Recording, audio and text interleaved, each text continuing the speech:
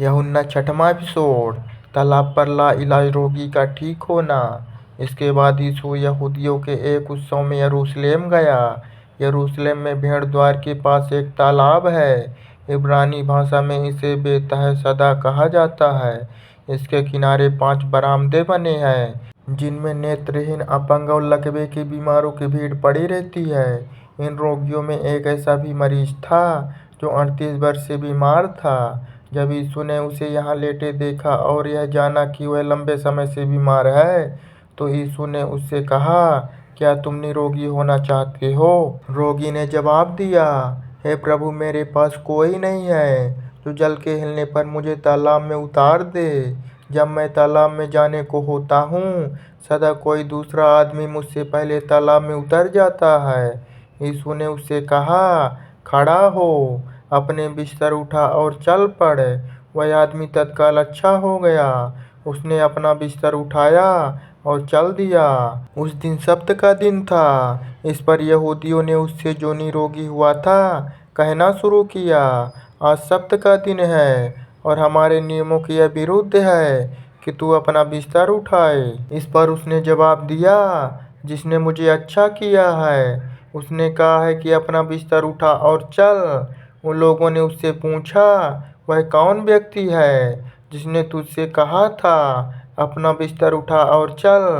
पर वह व्यक्ति जो ठीक हुआ था नहीं जानता कि वह कौन था, क्योंकि उस जगह बहुत भीड़ थी और यीशु वहां से चुपचाप चला गया था। इसके बाद यीशु ने उस व्यक्ति को मंदिर में देखा और उससे कहा, देखो, अब तुम निरोग हो, इसलिए पाप करना बंद कर दो, नहीं तो कोई और बड़ा कष्ट तुम पर आ सकता है। फिर वह व्यक्ति चला गया और यहूदियों से आकर उसने कहा कि उसे ठीक करने वाला यीशु था, क्योंकि यीशु ने ऐसे काम सब्त के दिन किए थे। इसलिए यहूदियों ने उसे सताना शुरू कर दिया।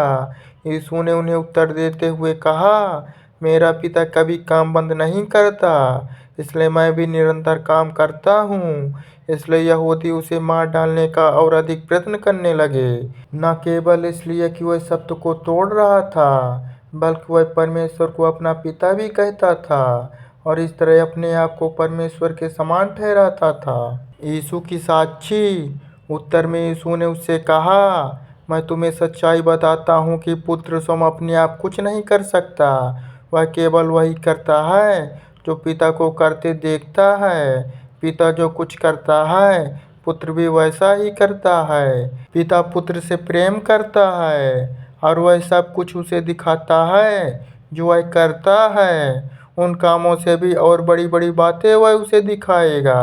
तब तुम सब आश्चर्य करोगे। जैसे पिता मृतकों को उठाकर उन्हें जीवन देता है, पिता किसी का भी न्याय नहीं करता, किंतु उसने न्याय करने का अधिकार बेटे को दे दिया है, जिससे सभी लोग पुत्र का आदर वैसा ही करें जैसे वे पिता का करते हैं।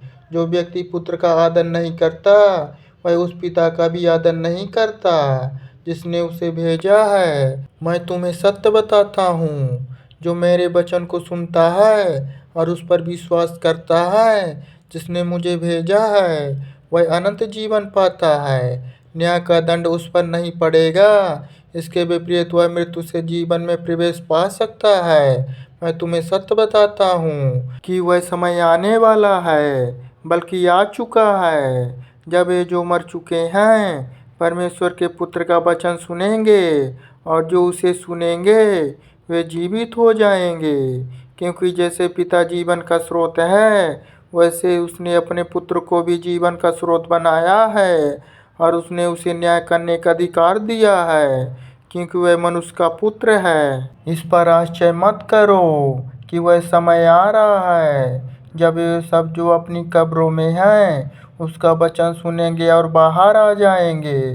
जिन्होंने अच्छे काम किए हैं वे पुनरुत्थान पर जीवन पाएंगे, पर जिन्होंने बुरे काम किए हैं उन्हें पुनरुत्थान पर दंड दिया जाएगा।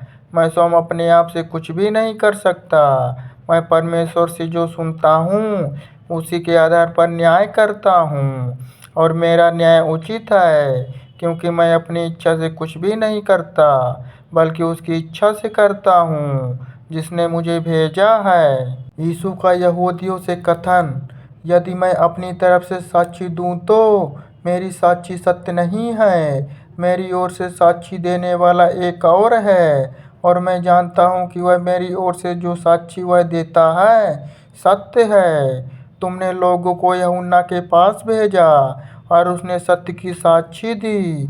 मैं मनुष्य की साक्षी पर निर्भर नहीं करता, बल्कि यह मैं इसलिए कहता हूँ जिससे तुम्हारा उद्धार हो सके।